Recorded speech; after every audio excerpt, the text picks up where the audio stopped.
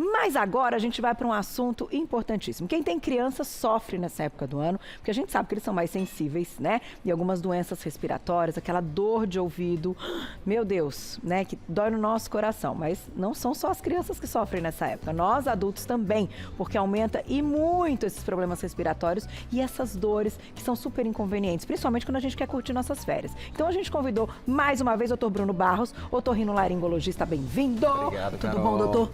Prazer em recebê-lo. Prazer é todo meu. Pra gente falar a respeito desse assunto, como é que a gente previne todos esses problemas, como a gente trata caso aconteça, mas o mais importante é entender por que no verão a incidência aumenta, né, dessas dores de ouvido, essas otites que são muito desagradáveis, né, doutor? É muito interessante, porque na verdade a gente é acostumado a pensar que as doenças de ouvido vão aparecer no inverno. Pois é. No curso das infecções virais, no etc. frio, né? No frio.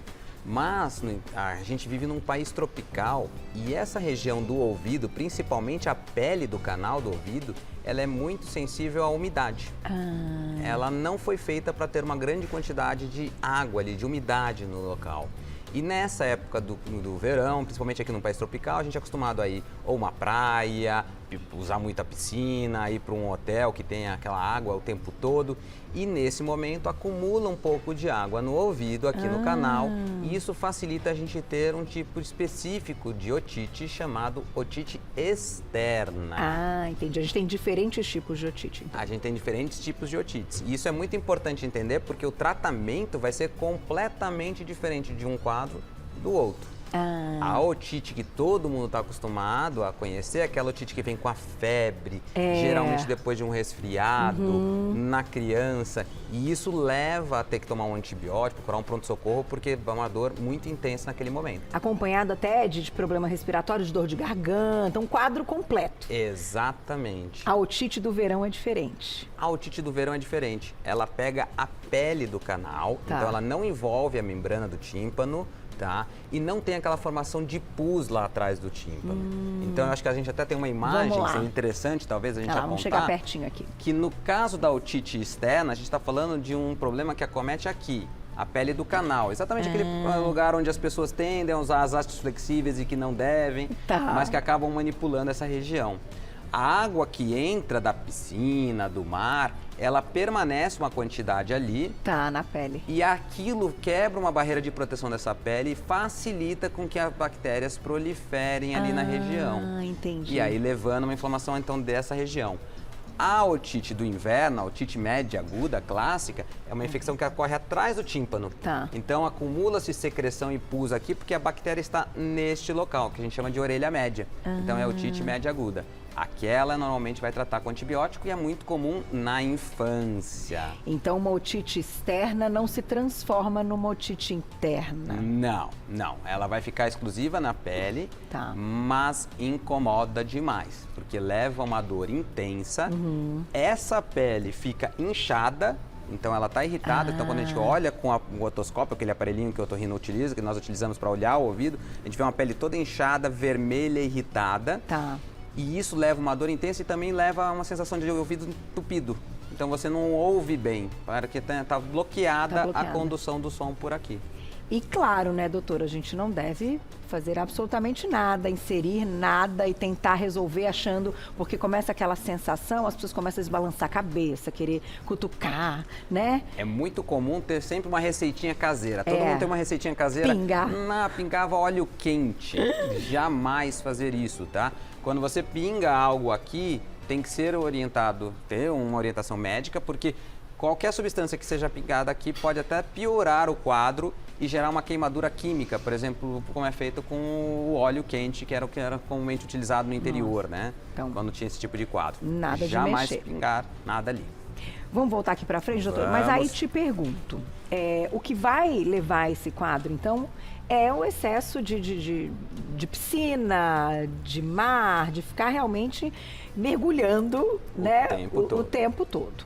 Tem alguma precaução, então, assim, porque a criançada mergulha mesmo, não tem como segurar, quando tá aquele calor, vai todo mundo pra piscina, enfim. E acho que adultos também, mas, no caso, a gente fica, né, com uma sensibilidade maior por causa das crianças. Exatamente. Então, tem crianças que naturalmente têm um canal também mais estreito que facilita isso. A água entra e não sai. Tá. Então, normalmente é uma característica que a gente observa assim, e toda vez que vai, já vai tendo esse episódio. E aí tem um truquezinho super simples, tá? Não é medicamento, então é uma forma super fácil de fazer em casa e que ajuda muito nesses quadros que tem repetição.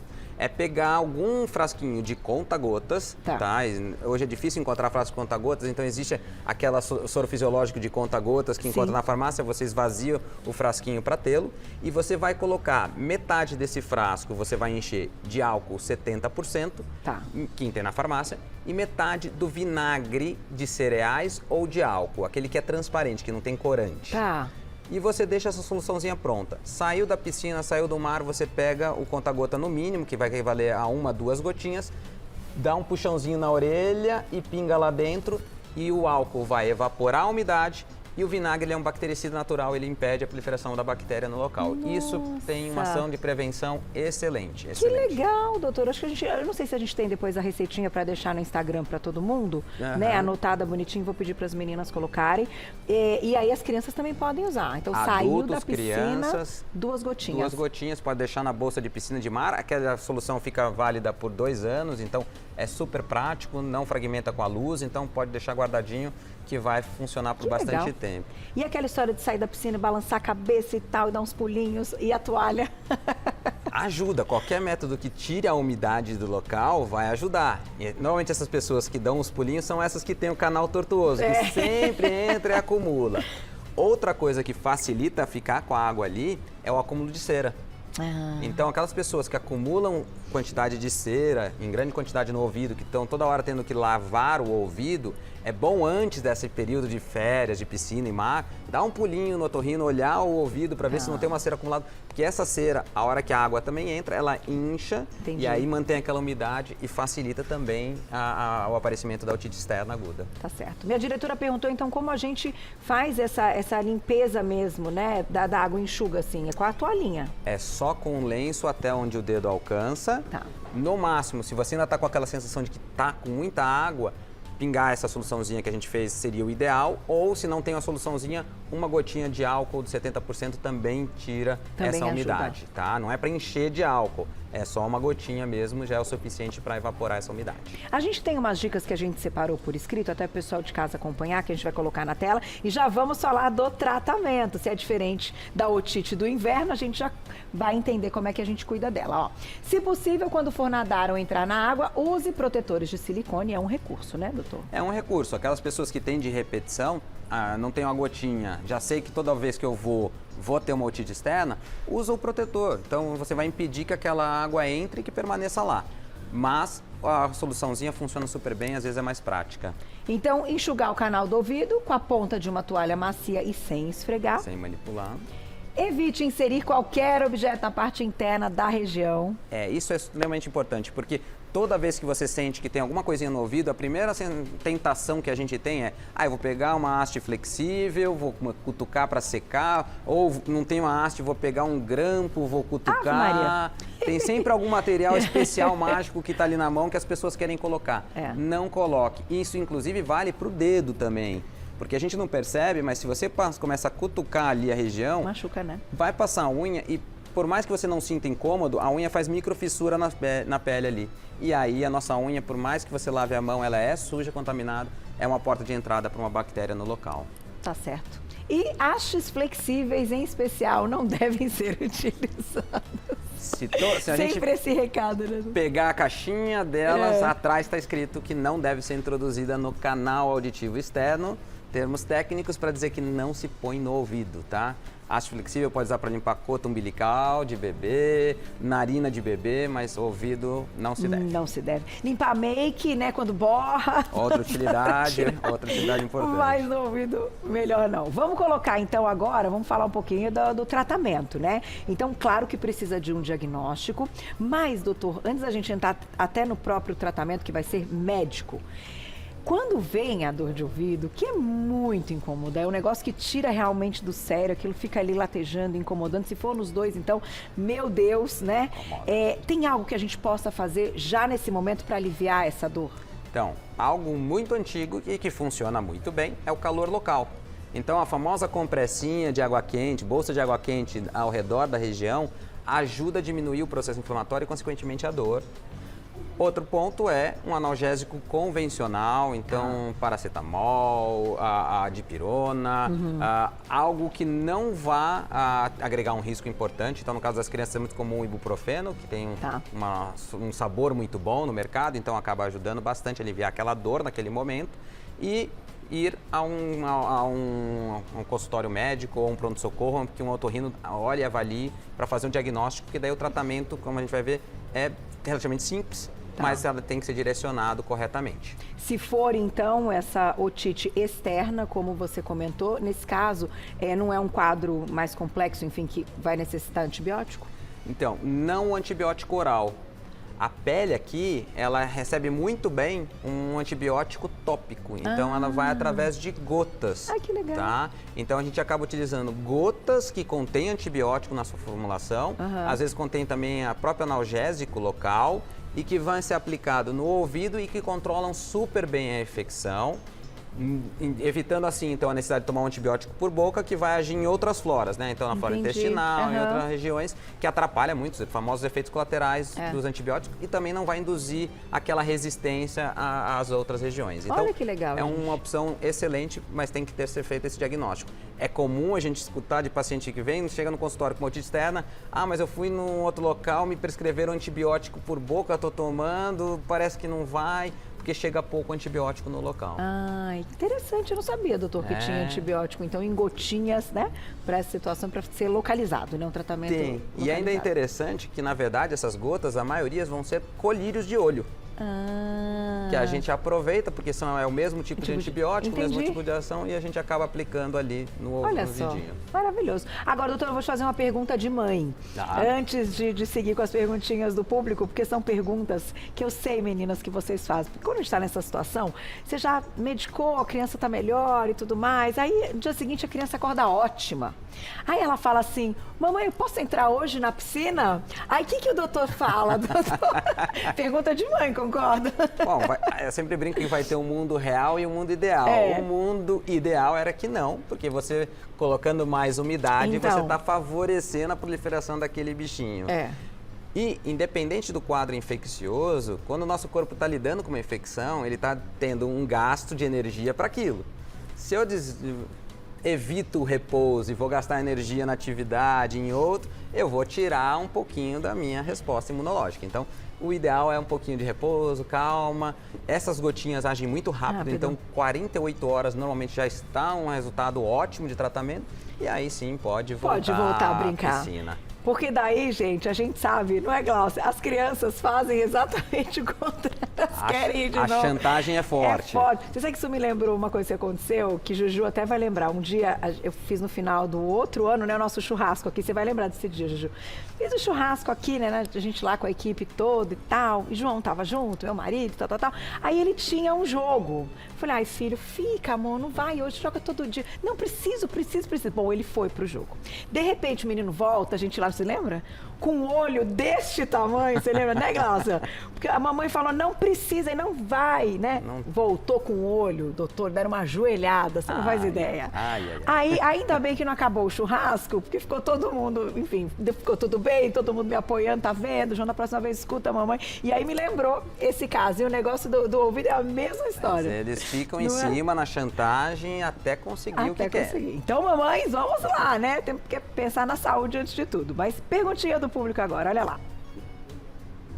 Obrigada, Lu. Beijo. Tenho zumbido no ouvido o tempo todo. Parece que vão enlouquecer. O que fazer? Nossa, doutor, esse também é outro caso, né? Zumbido é um caso interessante, né? É um quadro que acomete muita gente. Então, quando você começa a conversar, tenho zumbido, aí o outro fala, eu também tenho.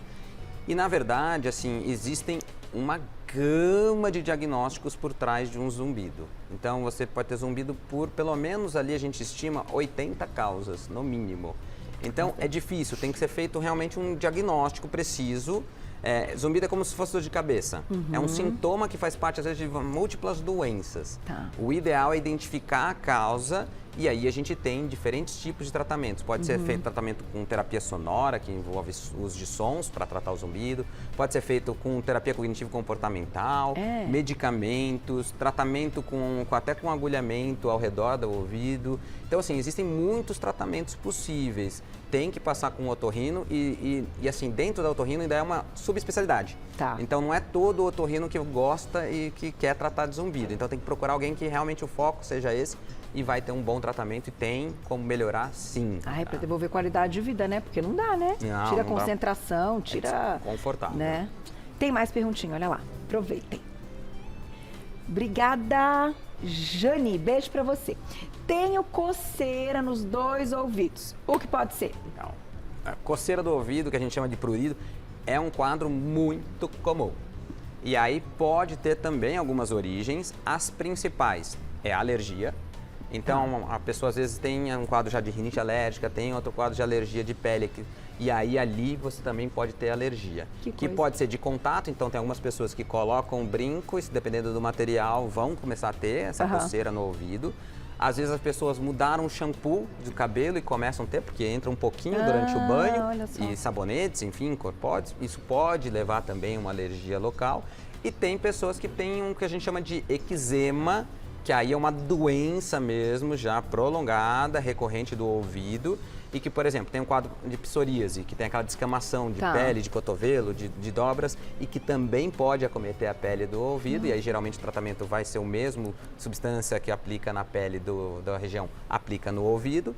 E tem também aquela pessoa que retira a cera em excesso. Então, aquelas pessoas que usam todo dia, falam, eu sempre usei minha haste flexível, faço a limpeza, nunca entupiu meu ouvido, tá tudo bem, mas ela retira aquela cera em excesso. A cera, ela tá ali para um bom papel, ela tem lubrificante, hidratante. Então, aquela pele resseca, racha e começa a coçar.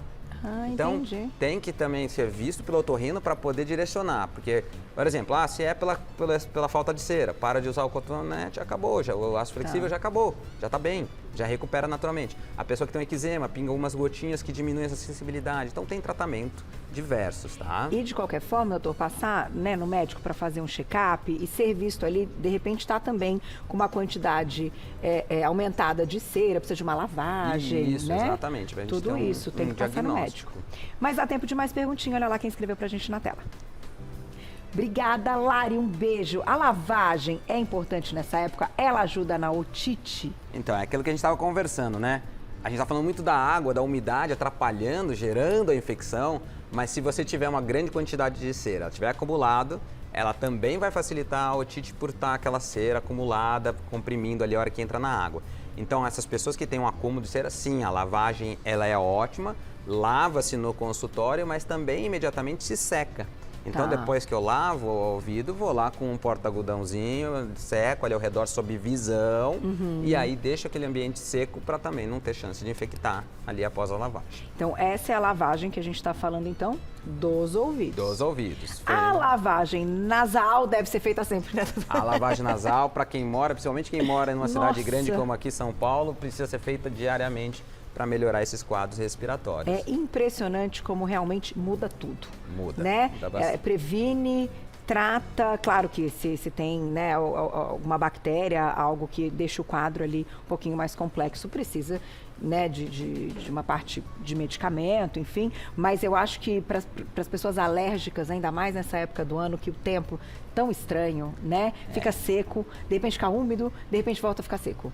Tem que fazer, né, doutor? Tem que fazer, ajuda muito e ajuda até numa fase também, é muito comum nessa época do ano a gente ter as viagens de avião, descidas da Serra do Mar, então aquela dor do ouvido que não é a otite, nem a média e nem a externa, é promovida pela disfunção tubária, que é o canal que liga o ouvido e o nariz, responsável por equalizar a pressão. Se a gente está com um quadro nasal, um resfriado, esse canal não funciona bem.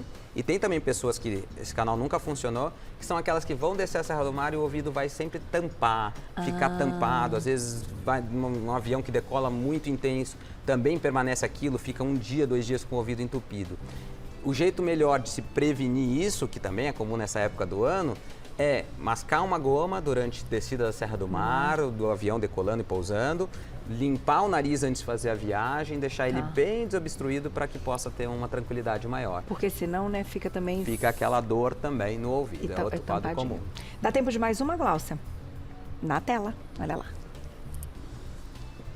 Flávia, obrigada, um beijo. Gostaria de saber se tem que tampar o ouvido para viajar de avião. Então, indo ao encontro aí do que você estava falando, doutor. Na verdade, não. Tampar o ouvido, usar protetor auricular no avião não traz benefício algum.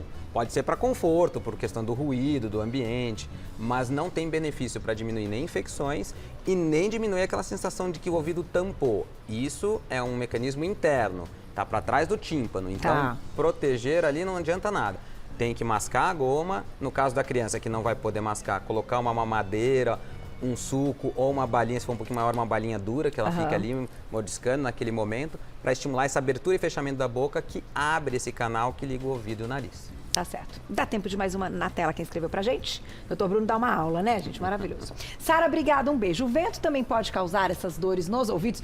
Gente, que pergunta maravilhosa. Já viajei com o vidro aberto. E cheguei num lugar com dor de ouvido, doutor. Então, é interessante que, na verdade, são pessoas que normalmente têm um canal um pouquinho mais aberto, reto, e aí o vento, quando bate, incomoda porque bate no tímpano diretamente. E o tímpano é muito inervado. Quem colocou uma hastezinha um pouquinho ali mais para dentro já percebe o quanto incomoda, quanto dói.